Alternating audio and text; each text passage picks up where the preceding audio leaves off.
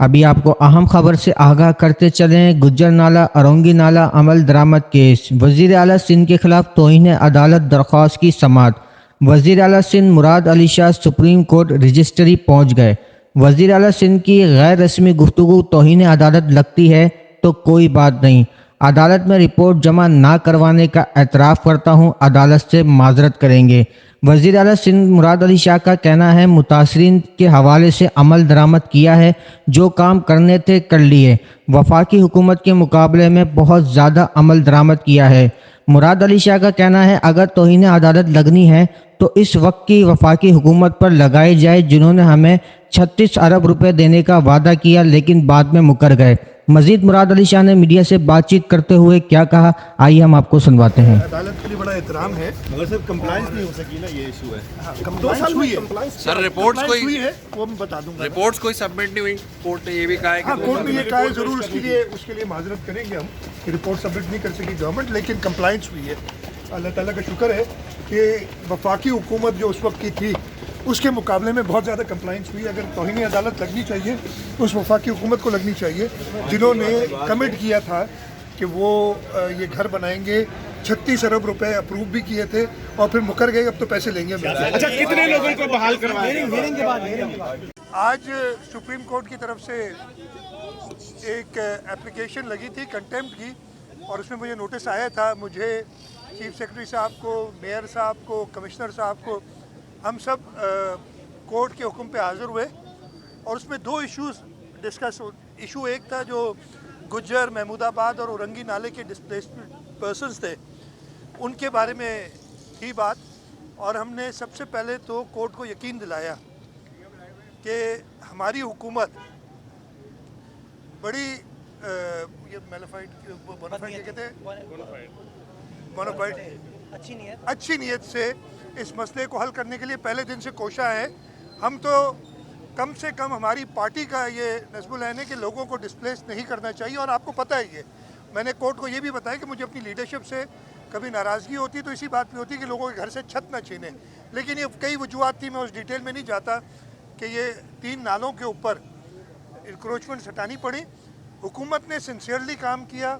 6932 लोग आइडेंटिफाई किए, यानी फैमिलीज़ या हाउस होल्ड्स आइडेंटिफाई किए हमने वफाक के साथ मिलके।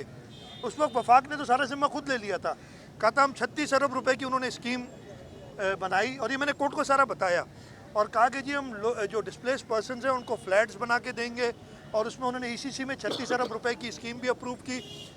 लेकिन बाद में वो खुद ही एज़ यूजुअल यू टर्न लिया, और मैंने ये कोर्ट को भी बताया कि यू टर्न लिया उन्होंने और कहा हम नहीं करते, अब हुकूमत सिंध करे। और 1 साल बाद, 1 साल पहले वफाक ने करना था, 1 साल बाद हमें सुप्रीम कोर्ट से हुक्म आया कि सिंध हुकूमत ने करना है। इमीडिएटली हमने स्कीम बनाई, 9.8 अरब रुपए की, जहाँ तक मुझे याद है 1 अरब रुपए उसके लिए मुख्तस किए, कंसल्टेंट्स हायर किए और हमने उसका काम शुरू किया। अनफॉर्चुनेटली फ्लड्स की वजह से जो 2022 के आए थे, हमारे पास रिसोर्स कंस्ट्रेंट बहुत थी।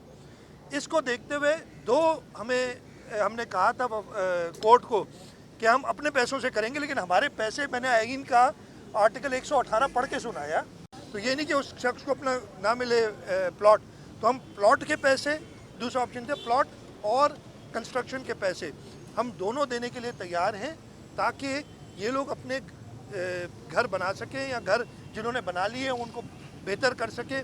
तो कोर्ट ने ये दोनों ऑप्शंस अफेक्टीज़ के वकला को दिए कि वो अफेक्टीज़ से पता करके इसका जवाब ले लें। तो ये मोटी मोटी बात थी। आखिर में मैंने कोर्ट से इस्तदा की कि जी 462 अरब रुपए सिंध के लोगों को सुप्रीम कोर्ट में पड़े हैं। मैंने ये भी कहा कि सुप्रीम कोर्ट में जहाँ तक मुझे पता है कि उन्होंने टी बिल्स में इन्वेस्ट किए हुए हैं, और टी बिल्स आपको पता है इंटरेस्ट रेट बहुत हाई हो गए हैं, तो उन्होंने बहुत बड़ा लॉस लिया होगा इस पे। जब मार्क टू मार्केट करते ना, मतलब अब वो ज़्यादा फाइनेंस टर्म्स में आ जाऊँगा, तो मेरी इस्तदा ये थी कि आप चीफ जस्टिस साहब तक ये बात पहुँचाएँ कि वो ब्लू रिबन कमीशन बना दें जो 3 साल से नहीं बनी है, ताकि ये पैसे अकाउंट में ना पड़े रहें, ये पैसे खर्च हों सिंध के लोगों पे। हमने पिछले साल 2 स्कीम्स ये इम्प्लीमेंटेशन बेंच को भेजी थी। एक स्कीम थी ये फ्लड से पहले 2021 में भेजी थी हमने। एक यही कि 10 अरब रुपए हमें दें ताकि इन लोगों को बसाया जा सके और पैसों की कंस्ट्रेंट ना हो। दूसरी स्कीम थी कि हमें लेफ्ट बैंक आउटफॉल ड्रेन के लिए 10 अरब रुपए दें और अगर वो पैसे उस वक्त मिल जाते तो फ्लड्स में आपको पता है ब्रीच कई जगह से LPOD हुआ था तो शायद कुछ बेहतरी आती। इसलिए कि हमारे पास रिसोर्सेज की कमी है, इसमें कोई इतराज़ नहीं। इसमें कभी भी हमने जो पहला ऑर्डर था कोर्ट का उसमें ये उन्होंने नहीं कहा था कि आप इम्प्लीमेंटेशन बेंच से पैसे ले नहीं सकते। जो वकील थे दूसरी तरफ के वो कुछ बताने की कोशिश की, लेकिन उनको जब अंग्रेज़ी पढ़ी तो उसमें साफ लिखा है कि जी वो इम्प्लीमेंटेशन बेंच का आप अलग से काम करते हैं लेकिन आपने पैसे अवेलेबल करने हैं और हम वही कर रहे हैं। तो हमने कोर्ट के सारे अहकामात पे काम किया है। एक जो कोताही हुई है कि हमने मंथली रिपोर्ट्स नहीं दी हैं उस पर हमने माजरत भी की है कोर्ट से और अभी हम इंशाल्लाह वो रिपोर्ट्स देते रहेंगे। उधर के जी पैसे ये नहीं होते कि मेरे को अपनी जेब से हुकूमत देती है निकालती है। हुकूमत जो भी पैसे रिसीव करती है वो उसके पैसे होते हैं। और जो बहरिया टाउन के 462 अरब रिपोर्टेडली पड़े हुए हैं सुप्रीम कोर्ट में, वो भी हमारे हिसाब से इस सिंध के लोगों के पैसे हैं। तो हमने कोर्ट को ये कहा कि हमने उनको भी कहा है वो है, लेकिन उनकी तरफ से अभी तक वो ब्लू रिबन कमीशन बननी थी 2020 से, वो आज तक नहीं बनी। 3 साल हो गए ब्लू रिबन कमीशन जो चीफ जस्टिस सुप्रीम कोर्ट ने बनानी थी। हमारी तरफ से भी थोड़े बहुत लैप्सेस हुए और मैं उसका हमने किया है। हमें एक रिपोर्ट जमा करानी थी मंथली, हम काम सारा करते रहे लेकिन वो मंथली रिपोर्ट जमा नहीं हो सकी। उसके लिए हमने माजरत भी की कोर्ट से और कोर्ट ने उस माजरत को एक्सेप्ट किया। उन्होंने जो कंटेम्प्ट एप्लीकेशन तो अभी तक है, मेरी हाज़िरी को जो उन्होंने एग्जेम्प्ट किया है कोर्ट में आने से दोबारा, जब तक वो दोबारा ना बुलाएं, मैं जब बुलाएंगे आ जाऊंगा। दूसरा इशू तो हमने एक तो उनको 15,000 रुपये महीने के हिसाब से पैसे देने थे, 2 ट्रांचेस दी जा चुकी हैं। किन किन लोगों ने तो 4 ट्रांचेस ले लिए हैं। जो रह गए हैं वो हमने यकीन दिलाया है कि हम 1 महीने के अंदर, वो पैसे भी हमें वफाक से आने थे और उसमें भी 1 अरब बाकी है, तो 2.5 अरब के करीब बनते हैं टोटल पैसे। 1.4 कुछ अरब आ गए हैं, 1 अरब या उससे थोड़ा ज़्यादा बाकी है जो अभी नहीं आया। हमने कहा है कि जी हम ब्रिज फाइनेंस कर देंगे और NDMA को लिख देंगे और ये चेक हम 15 दिन में तैयार कर लेंगे ताकि ये डिस्प्लेस्ड लोग जो हैं वो अपने रेंटल चेक ले सकें।